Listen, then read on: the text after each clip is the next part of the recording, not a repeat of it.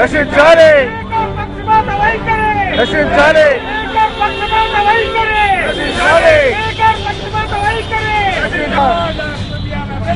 జోహార్ జోహార్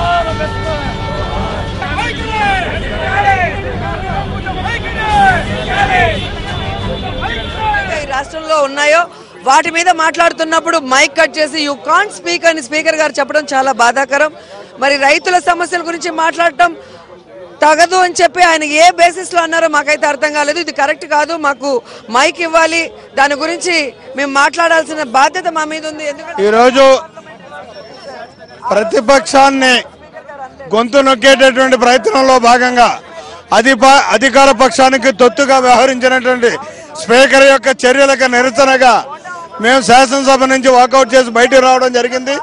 ఈ శాసనసభ సమావేశాలు అయ్యే వరకు కూడా వివిధ రకాలుగా ఇవాళ అంబేద్కర్ నీరాజనాలు అర్పించి ప్రజాస్వామ్యాన్ని పరిరక్షించమని చెప్పి ఆయన కోరుకుంటూ అసెంబ్లీ దాకా పాదయాత్రగా శాసనసభ్యులు అందరూ వెళ్ళడం జరుగుతుంది.